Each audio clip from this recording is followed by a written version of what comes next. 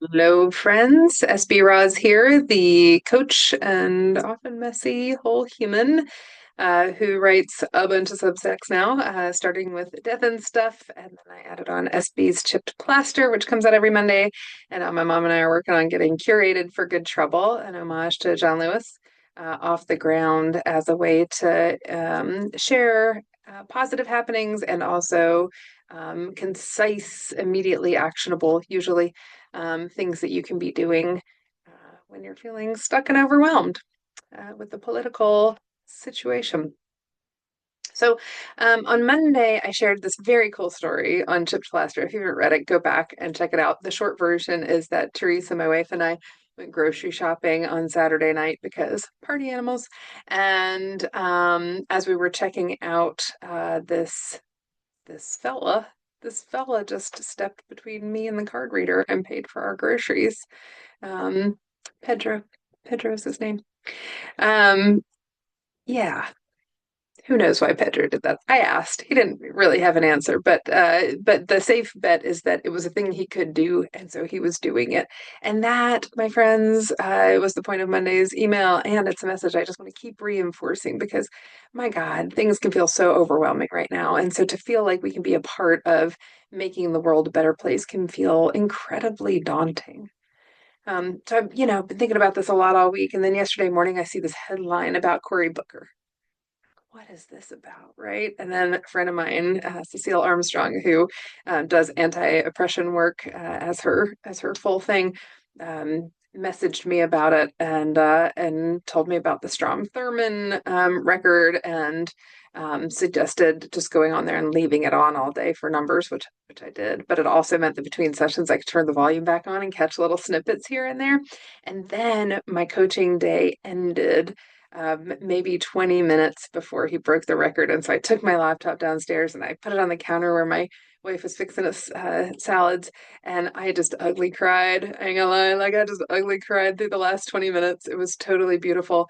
And then we put it on for his last because he didn't stop there. My God, were y'all watching this? So for the last 40 minutes or so, I had it on the TV where we watched it with my mother-in-law, and just like breathlessly. It was just extraordinary.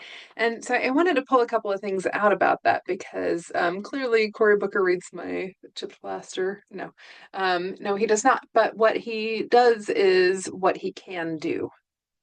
Right. And I know that seems obvious, but it's really not because most of us don't. And that's not a critique. That's being human and being overwhelmed and telling ourselves we have less power than we have, telling ourselves we have less bandwidth than we have. Um, it's all of that mixed into one, right? And so I was thinking about it, and like Dr. King and Martin and Malcolm X and Rosa Parks and um, John Lewis before he became a politician, like they didn't have elected office, right? John Lewis didn't become a politician until I think 86, right? And so there was a lot of time when they were doing what they could with the platforms that they had, right? They were utilizing the available resources, their bodies, their minds, their energy, their communities, right?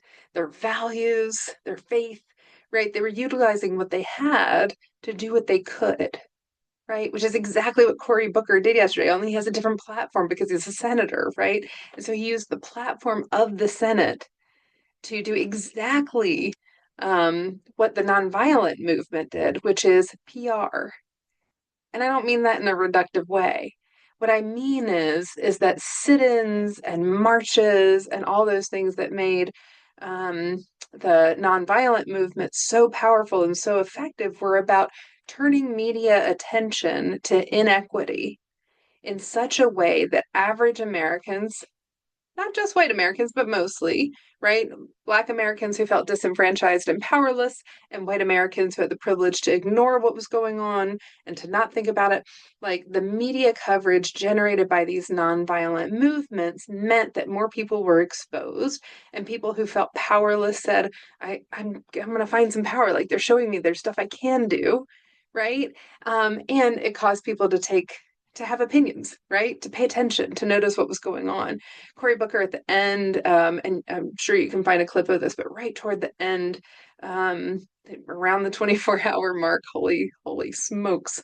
But around the 24-hour mark, he tells this gorgeous story about a white man in New Jersey, a lawyer, who was watching the March in Selma on his television, was outraged, wanted to do something, couldn't get himself down there for financial reasons, did some math, said, I can do one pro bono hour a month or something like that, week a month, and ended up using one of those pro bono hours to help Cory Booker's own parents get housing in New Jersey. Oh, oh my God, right? 1 hour a month, right? Please don't tell yourself that your contribution is too little. Please don't tell yourself you can't do anything. It's just not true. Start with the platform that you have, start with the energy that you have. Every little bit makes a difference. And just to really like drive it home, please know that while Cory Booker was in a room with his colleagues, we were the audience. He wasn't saying to his colleagues, step up, though I'm sure that was in there too. He was saying to us over and over again that we have power. Do not be fooled into believing that we don't have power. So go do something today. You can pull a Pedro and go treat someone to a cup of coffee. You can call your elected officials. You can write letters. Doesn't matter. Do something. Show up on Saturday somewhere. If you haven't looked at Hands Off 2025, there's an opportunity there. Let's make the future. Thanks, y'all. I love you so, so much. Go love each other.